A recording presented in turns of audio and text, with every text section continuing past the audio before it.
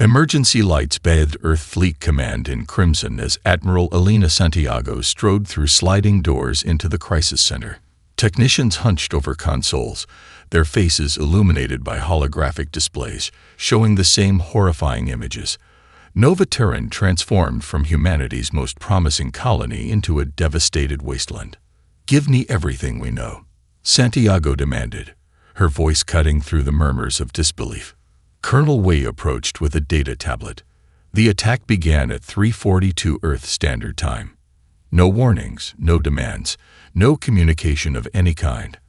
Our long-range sensors detected a massive energy surge, but by the time we redirected observation satellites, it was already over. Santiago studied the footage, her expression hardening with each frame. Nova Terran's capital city of New Aurora, once home to the most advanced terraforming research facility in human space, now resembled a glass crater. The agricultural domes in the Western Hemisphere had been punctured with surgical precision, their atmospheres vented into space. Even the underwater habitats beneath the Cerulean Sea showed only twisted metal and darkness, where 10,000 marine biologists and their families had lived. 15 million people, Santiago whispered. Scientists, teachers, children. "There's more," Wei said, swiping to the next image. They left this. The crystalline obelisk rotated slowly in geosynchronous orbit around the devastated planet, its surface etched with symbols that shifted and rearranged themselves continuously. At its core, a pulsing light emitted the same message on all frequencies. "Humans expand too quickly. Consider this a warning." Santiago's hand tightened around the tablet. "They made it personal. They spoke our language. Which means they've been studying us," Wei concluded, "possibly for decades." The Admiral handed back the tablet and turned to the strategic display dominating the room's center. "What's our defensive posture?" General Yamamoto stepped forward, his weathered face grim. "We've activated the Sentinel network around all major colonies. The home fleet has moved to high alert, and we've recalled all exploratory vessels from contested sectors." "It won't be enough," Santiago stated, not a question but a fact. "If they can do this to Nova Terran, our current defenses are insufficient." The room fell silent as the implications sank in. Humanity had maintained peace for 3 centuries, its military forces designed for peacekeeping and border patrol, not full-scale interstellar warfare. "Admiral," a young lieutenant interrupted, her voice shaking slightly. "The President is addressing the United Nations Galactic Assembly. It's being broadcast everywhere." On the main screen, President Isabella Chen stood before representatives of every human settlement and colony. Behind her, the images of Nova Terran played in a continuous loop. Her normally composed features showed something few had ever witnessed: raw, undisguised fury. "For 3 centuries," she began, her voice steady despite the emotion in her eyes, "humanity has extended friendship to every intelligence we've encountered. We have traded fairly, shared knowledge freely, and respected boundaries scrupulously. Today that era ends." The camera panned across the assembly, capturing the stunned faces of diplomats and colonial representatives. "Whoever did this," Chen continued, "has made a fundamental miscalculation. They believed they could intimidate us into retreat. They believed a show of force would make us abandon our nature as explorers. They believed we would sacrifice our future out of fear." She paused, looking directly into the camera. "They were wrong. Humanity does not cower. Humanity does not retreat. And humanity," her voice dropped to a near whisper that somehow carried more weight than a shout, "humanity does not forgive the slaughter of its children." As the speech continued, Admiral Santiago turned to her senior staff. "Activate Protocol Thunderbolt," she ordered, "effective immediately." Colonel Wei paled. "Admiral, that protocol hasn't been updated since we believed we'd never need it again." Santiago finished for him. "Begin the call-up. Every shipyard, every factory, every research facility. We're going to build a fleet like nothing this galaxy has ever seen. Across Earth and its colonies, Dormant systems activated as the protocol spread through the network. In the asteroid belt, mining operations received new schematics. On Mars, sealed bunkers opened to reveal stockpiles of materials untouched for generations. Throughout human space, civilian manufacturing plants found their production systems automatically reconfiguring for new purposes. The warning had been delivered. Humanity's answer was already taking shape among the stars. Dr. Elijah Chen hadn't seen sunlight in 72 hours. The underground facility beneath the Atacama Desert hummed with activity as engineers and scientists worked in shifts that blurred together. His eyes burned from staring at holographic schematics, but he couldn't stop, not when every minute mattered. "The quantum folding matrix is stable," he announced to the team gathered around the central projection table. "But the power requirements are still beyond our current reactor capabilities." Dr. Amara Okafor, head of the Energy Division, manipulated the display with practiced gestures. "What if we approach it differently? Instead of forcing the ship's entire mass through the fold simultaneously, we create a cascading sequence." Chen frowned, then realized what she was suggesting. "We'd need precision timing down to the femtosecond.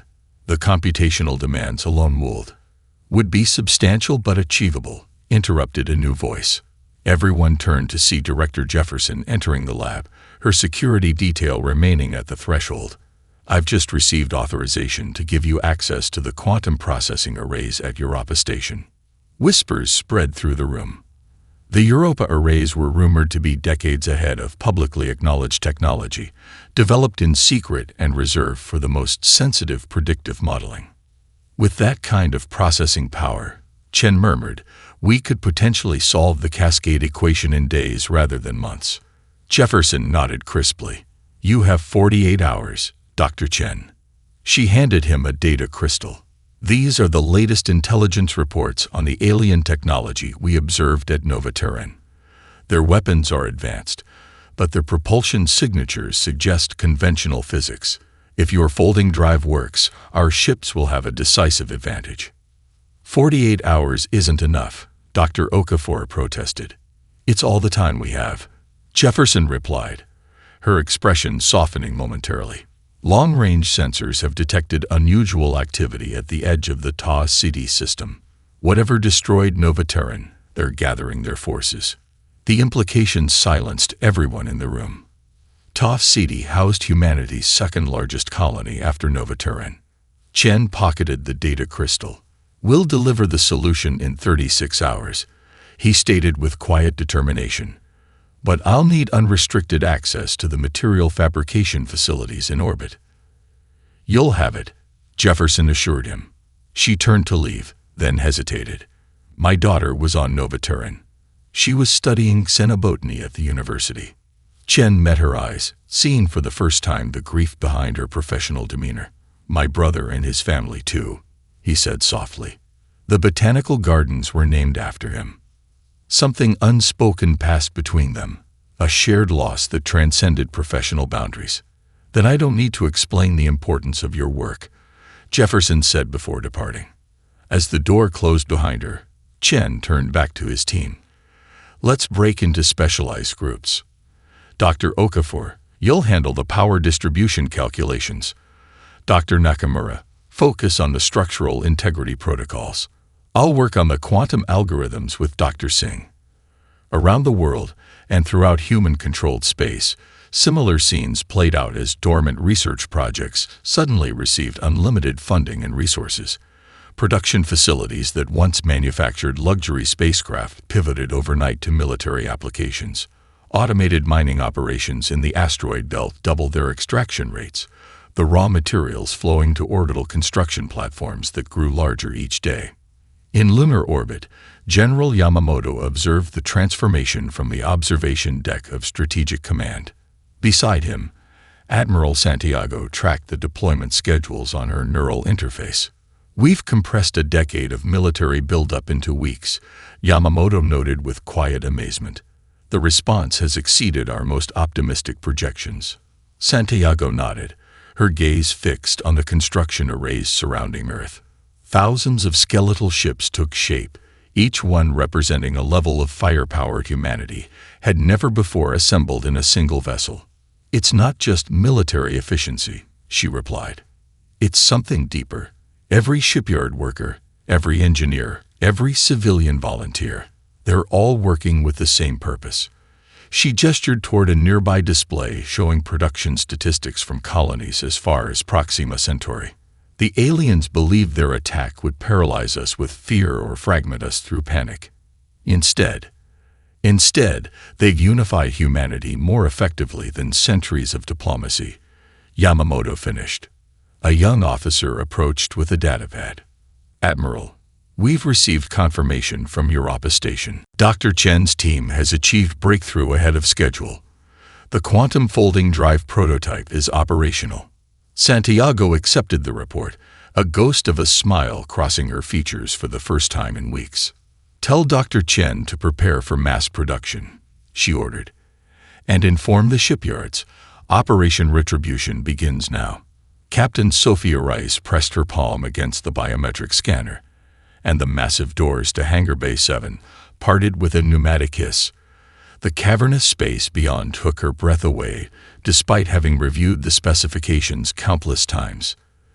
The Dreadnought _Retribution dominated the construction bay, its kilometer-long frame gleaming under the harsh industrial lights.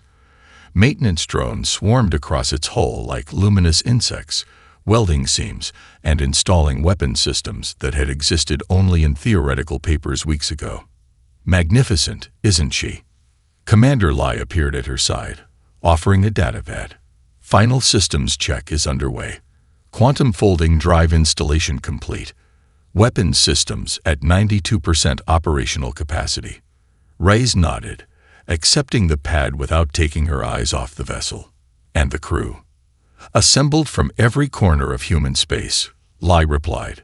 "Many volunteered after losing family on Novaturan. Others transferred from civilian positions. The helmsman was a virtual reality architect before the attack. Our chief tactical officer taught theoretical physics at Oxford." "Civilians becoming warriors," Reyes murmured, thinking of her own background in exploration and diplomatic missions. Until 3 months ago, she had never fired a weapon in combat. They walked along the observation platform, watching as technicians scurried across scaffolding surrounding the ship's bridge section. Beneath them, in smaller bays, support vessels and fighters were being prepared for deployment. "The ship's eye is ready for initialization," Lai continued. "It's unlike anything we've created before, designed specifically for warfare rather than research or navigation." Ray stopped walking. "I want to activate it personally." Minutes later, they stood in the Retribution's command center, a spherical chamber at the heart of the Dreadnought. Holographic displays surrounded the central platform, currently dark as the systems remained in standby mode. "Beginning neural interface initialization," announced the chief technician, her fingers dancing across controls. "Captain, please confirm authorization code." Ray stepped forward. "Authorization Reyes Victor 79 Echo Tango." The chamber hummed as power flowed through conduits. Soft blue light emanated from recessed panels, gradually intensifying until it coalesced into a humanoid form hovering above the central console. "Neural matrix online," the AI announced, its voice neither distinctly male nor female. "Primary systems active. I am Athena. Advanced Tactical Heuristic Enhanced Neural Architecture, assigned to Dreadnought Retribution _." Reyes studied the glowing figure. "Athena, what is your primary directive?" The AI's expression remained neutral, but its voice carried unmistakable determination. "My primary directive is to assist in the defense of humanity and the execution of Operation Retribution against those responsible for the Novaturan genocide." "And your ethical constraints?" "I am bound by modified Asimov protocols with Warsaw exception clauses. I will protect human life above all else, except when directly engaged with the species responsible for Novaturan. Against them, tactical necessity takes precedence." Reyes exchanged glances with Commander Lai. The Warsaw exceptions were controversial, emergency measures that allowed for the suspension of certain ethical restraints when facing existential threats. Athena, access the fleet deployment schedule. Rise ordered. Show me the current status of Operation Retribution. The air around them transformed into a three-dimensional map of human space. Countless points of light represented vessels in various stages of completion, forming a staggering armada that dwarfed anything humanity had ever assembled. Current production rate exceeds projections by 27%, Athena reported. 700,000 vessels will be combat-ready within 44 days, with the first strike group prepared for deployment in 12 days. Lai whistled softly. The aliens have no idea what's coming for them. Before Reyes could respond, her neural implant chimed with an incoming priority message. Admiral Santiago's voice filled her mind directly. Captain Reyes, intelligence has identified the species responsible for Novaterran. The Korathi hierarchy has made contact with our long-range outpost in the Arcturus system. They're demanding our immediate withdrawal from all territories beyond Sol. Reyes felt cold anger crystallize in her chest. Their demands. Irrelevant, Santiago replied. The _Retribution_ will lead the first battle group.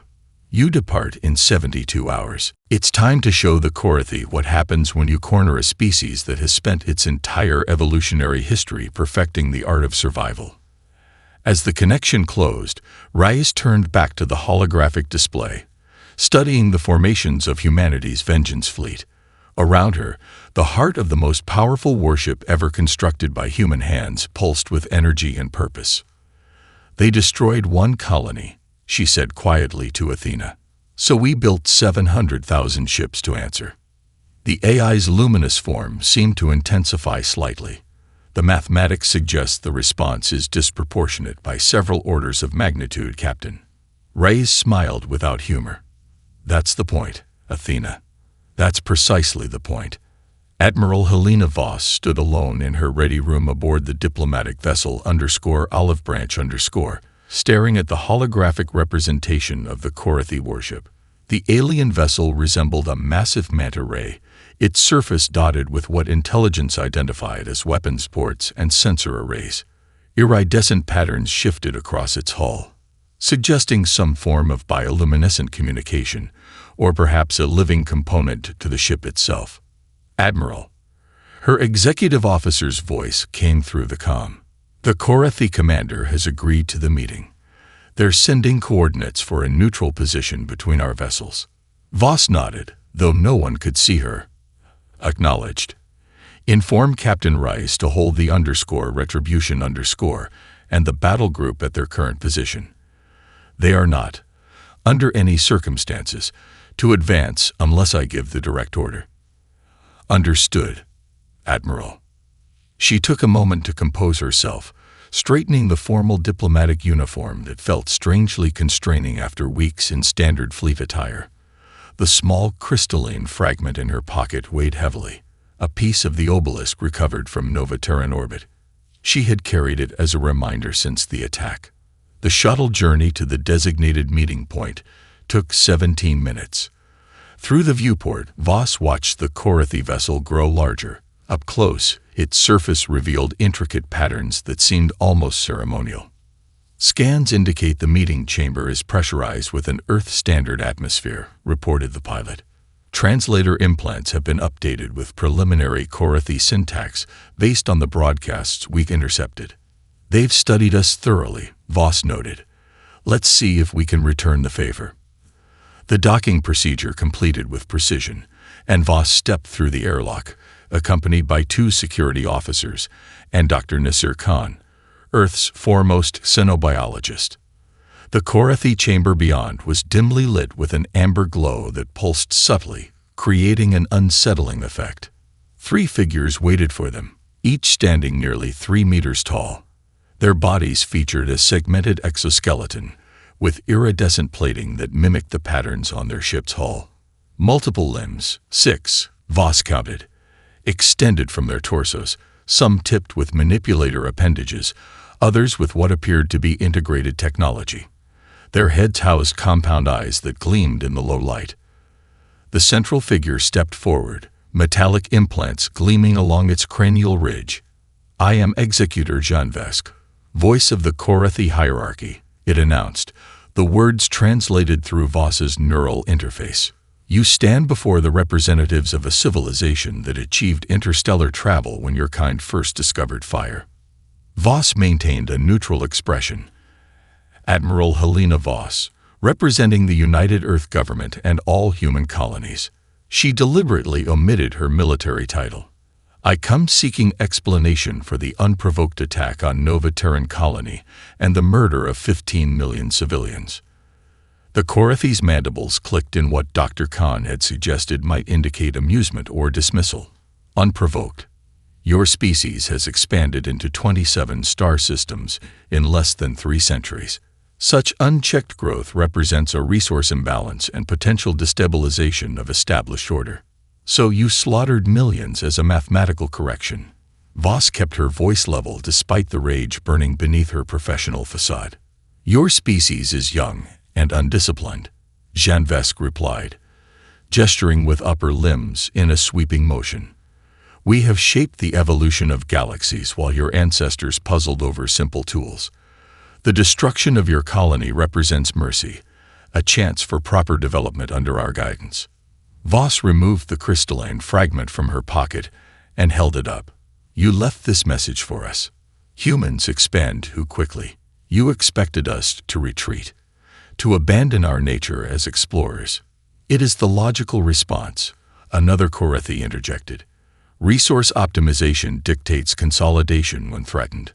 "Then you fundamentally misunderstand humanity," Voss said, closing her fist around the fragment. "We don't retreat from threats. We eliminate them." She activated her neural implant, establishing a direct link to the waiting battle group. Now, the chamber's lighting flickered as the _olive branches systems initiated the prearranged sequence. On the external view screens visible within the chamber, space itself seemed to ripple as hundreds of quantum-fold apertures opened simultaneously. The Korathi representatives froze as ship after ship emerged. Destroyers, dreadnoughts, carriers, each bristling with weapon systems calibrated specifically for the Korathi vessel's vulnerabilities. "You attacked one colony," Voss said, her voice carrying the weight of 15 million lost lives. "We've brought 700,000 warships." She stepped closer to Janvesk, close enough to see her own reflection in its compound eyes. "You should have killed us all when you had the chance." The Korathi commander's appendages stiffened in what Dr. Khan's subtle hand signal identified as shock or alarm. "This response exceeds all rational parameters," Janvesk stated, its translator struggling to convey the mixture of disbelief and growing concern. "The resources required for such mobilization were insignificant compared to our resolve," Voss finished. "You have one opportunity to surrender the architects of Nova Terran's destruction and withdraw from all territories where human vessels operate. Otherwise, your hierarchy will become a footnote in our history." As the implications registered, the amber lighting throughout the chamber intensified to a pulsing crimson. Alarm signals echoed through the Korathi vessel as its sensors detected more human ships arriving with each passing moment. Voss turned to leave, then paused at the airlock. "You have 6 hours to provide your response. Choose carefully." The 6-hour deadline passed without a formal Korathi response. Instead, their massive flagship began powering weapons systems while dispatching urgent signals to hidden outposts throughout nearby systems. Admiral Voss had anticipated this reaction. The hierarchy's historical records, pieced together from intelligence gathered at Nova Terran, suggested they had never faced meaningful resistance, let alone surrendered. Aboard the Retribution, Captain Rice watched the tactical display as Korathi vessels emerged from concealed positions. Their formation was mathematically perfect, a 3-dimensional lattice that maximized firing solutions while creating overlapping defense fields. "They've called for reinforcements," Commander Lai observed from his station. "Sensors detect quantum wake signatures consistent with faster-than-light communication." Rice nodded. "As expected. Athena, initiate Chaos Protocol. Authorization race Sigma 90. The AI's holographic form pulsed with acknowledgement. Chaos Protocol authorized. Executing distributed command structure now. Throughout the human fleet, captains received individualized tactical packages. Unlike traditional military hierarchies where orders flowed from central command, Chaos Protocol granted each vessel commander significant autonomy within a framework of shared objectives. The Korathi rely on predictive algorithms, Rise explained to her bridge crew. Their entire tactical doctrine assumes rational behavior from opponents. We're about to show them how irrational humans can be when provoked. On the main view screen, the elegant Korathi formation began its advance. Their first volley, a synchronized barrage of energy weapons, carved through space toward the human vanguard. All vessels, execute Phase 1, Rise ordered calmly. Instead of evasive maneuvers, the human ships accelerated, some directly into the line of fire.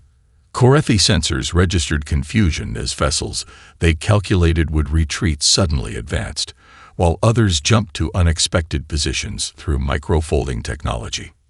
Tactical Officer Quaim Osai manipulated his console with practiced precision. Their targeting algorithms are attempting to adapt, but they're working with faulty assumptions. Each unpredicted move forces a complete recalculation. The _Retribution lurched as Reyes implemented a maneuver that would have been considered suicidal in conventional naval doctrine, accelerating directly toward the Korathi flagship while presenting maximum surface area. Shields holding at 82%, reported the defensive systems officer as enemy fire glanced off the dreadnought's advanced barriers. They're trying to predict where we'll be, not where we are. Lai gripped his station as the ship executed another seemingly random vector change. Captain, at this trajectory, we'll collide with their command vessel in approximately 3 minutes. Rise finished for him. That's exactly what they're calculating too. They expect us to veer away at the last moment. Understanding dawned on Lai's face. But we won't. Not exactly. Rise turned to OC. Deploy Furies.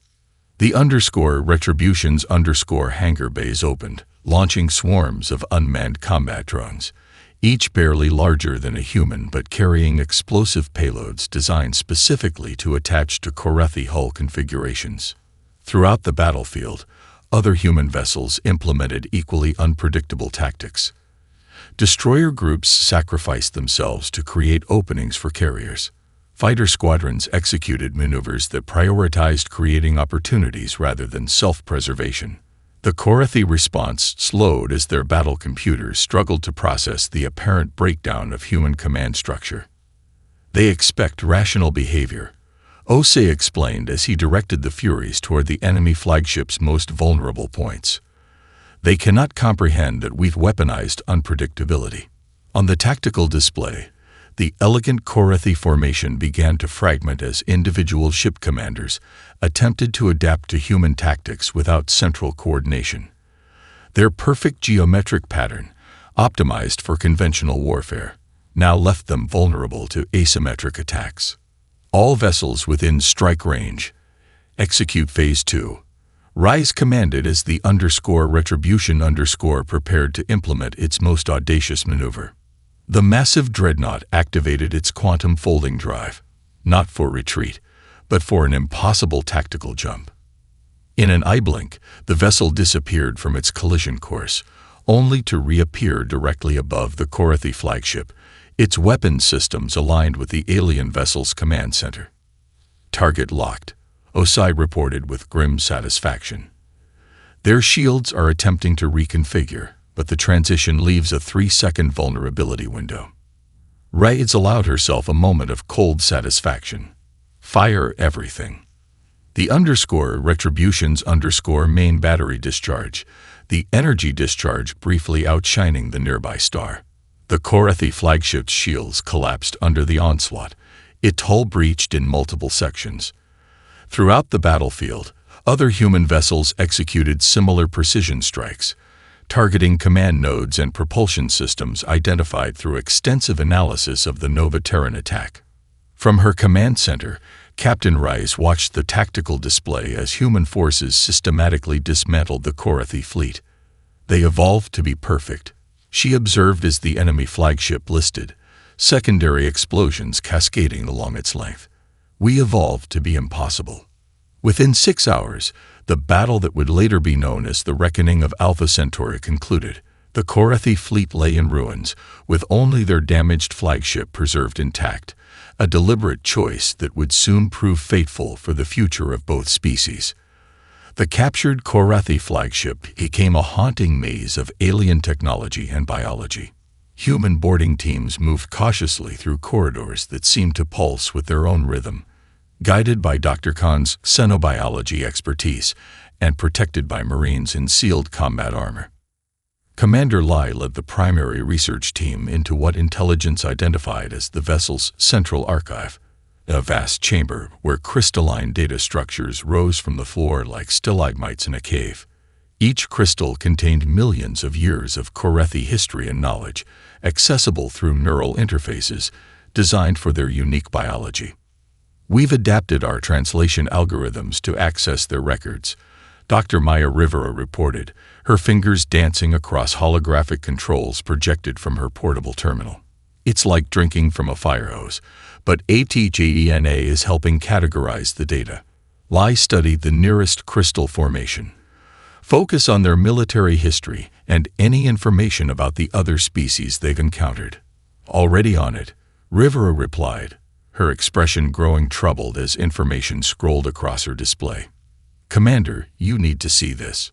The holographic projection expanded to show a systematic record of extinction events. 17 distinct civilizations eliminated by Korathi intervention. Each entry included detailed genetic archives, technological preservation matrices, and cultural records. They didn't just destroy these species, Rivera whispered. They cataloged them, preserved them like museum specimens. Lei's implant chimed with an incoming priority communication. Commander, report to the War Council immediately, came Captain Rice's voice. Bring Dr. Rivera and her preliminary findings. 30 minutes later, they stood in the Retribution's secure conference chamber.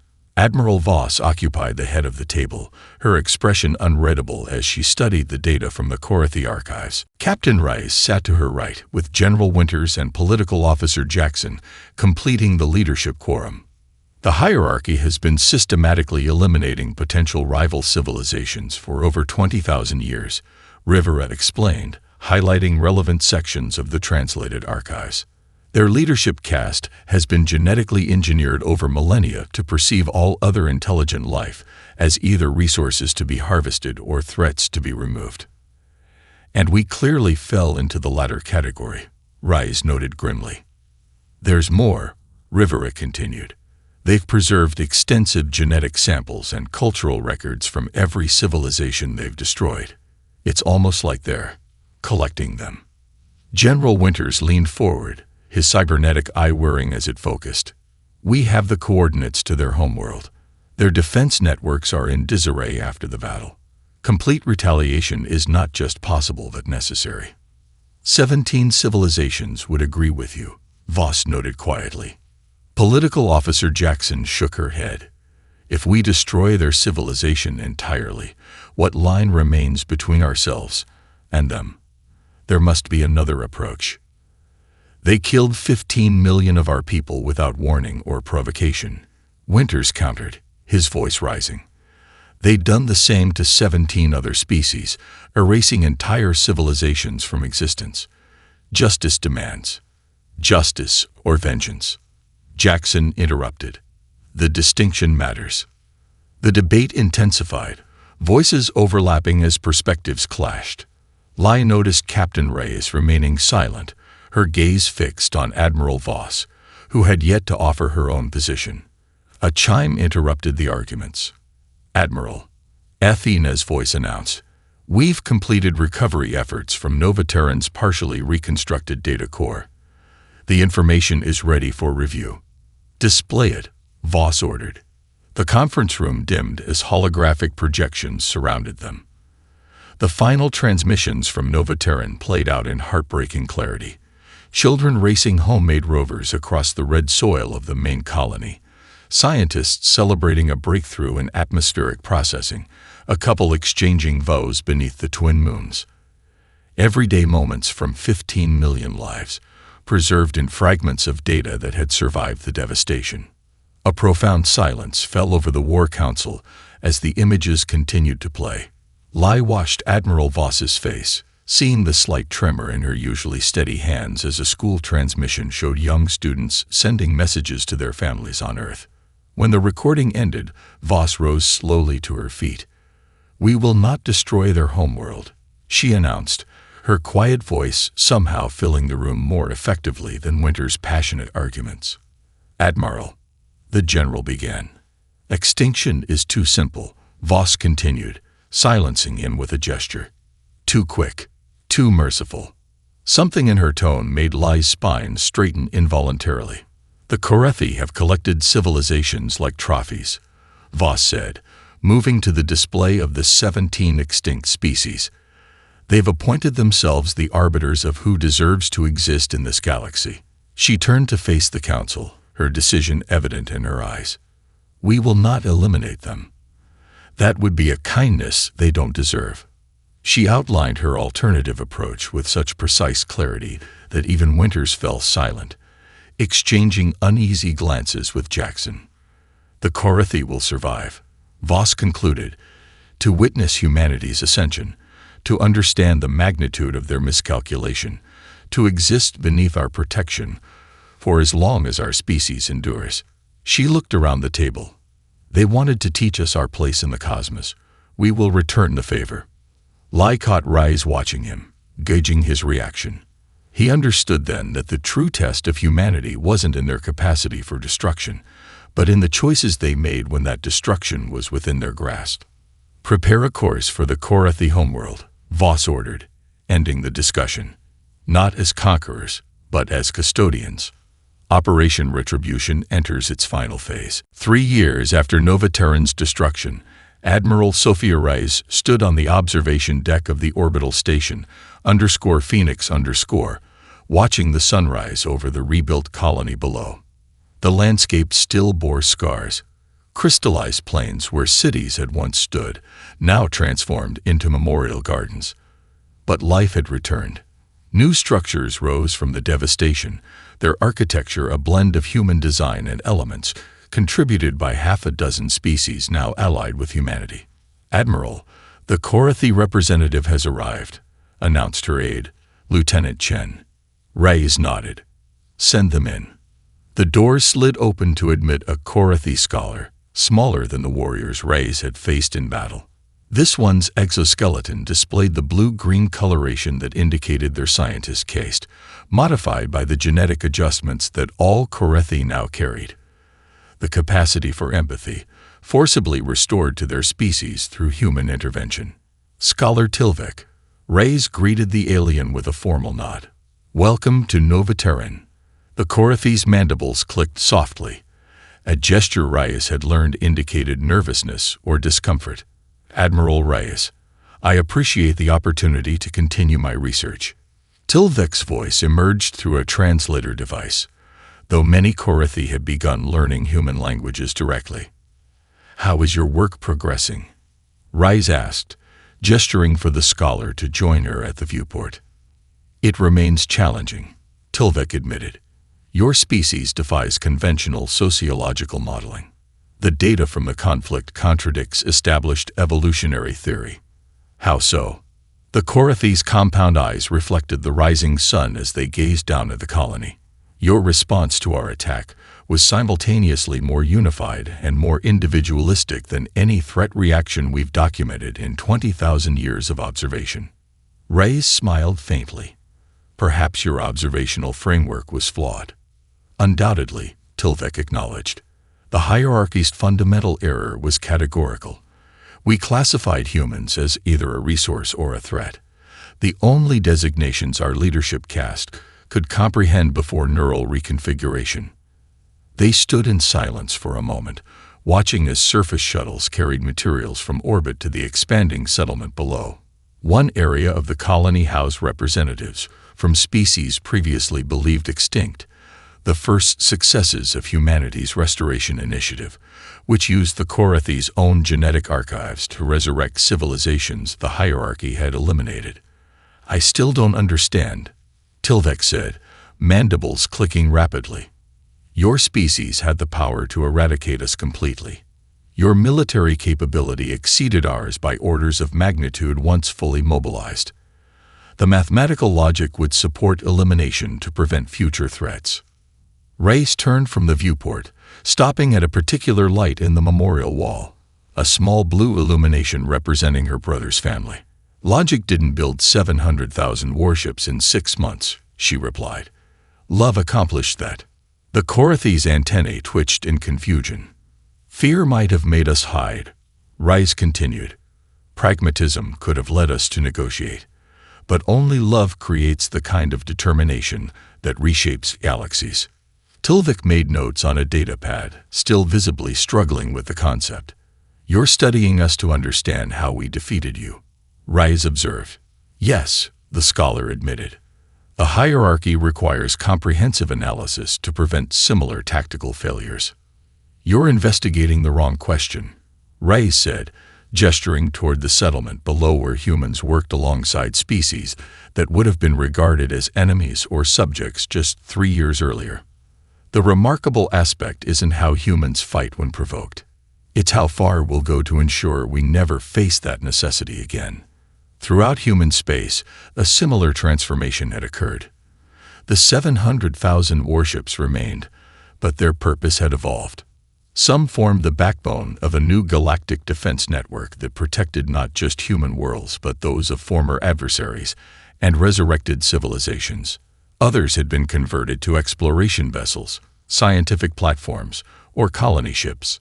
The Korathi homeworld itself now hosted a permanent human embassy, with Admiral Voss serving as Earth's representative to the reformed Hierarchy Council.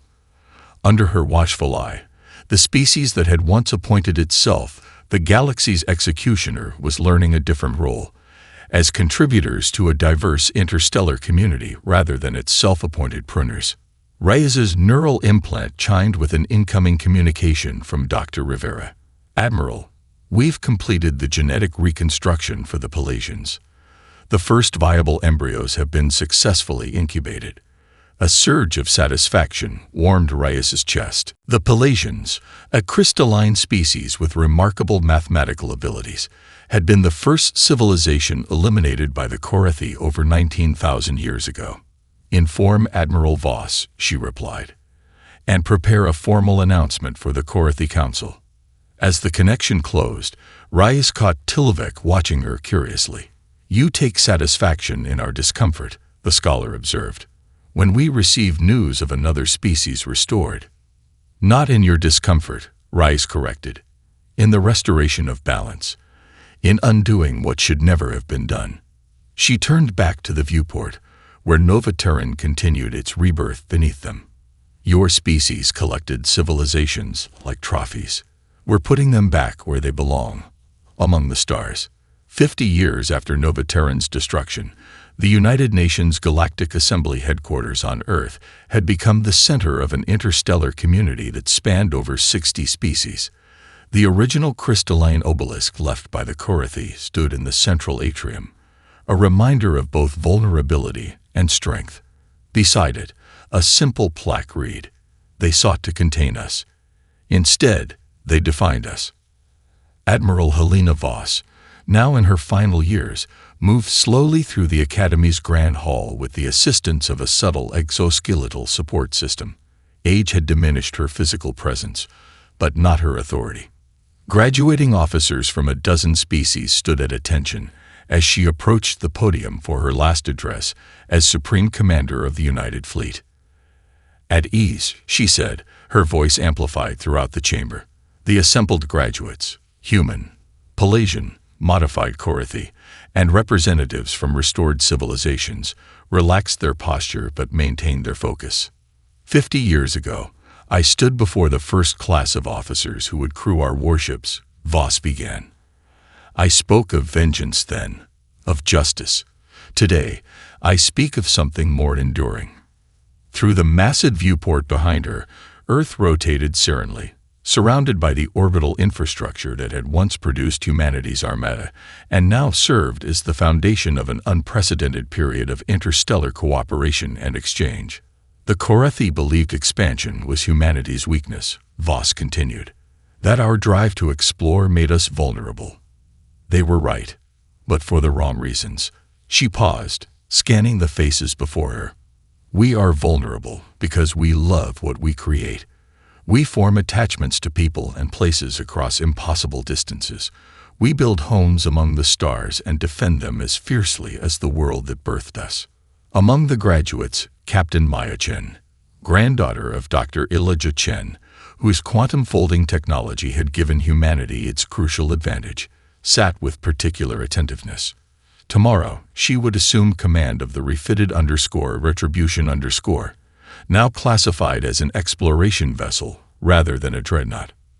But that vulnerability, that capacity for connection, is also the source of our greatest strength, Voss said. When threatened, we don't contract. We expand further, faster, with renewed purpose. Her gaze fell on the Korathi graduates, descendants of the species that had nearly triggered humanity's darkest impulses. Their presence represented both humanity's mercy and its uncompromising determination to reshape the galaxy's power structures. Some of you were not born when Nova Terran burned, Voss acknowledged. You know it only as history. But the lesson remains vital. Power without wisdom destroys itself.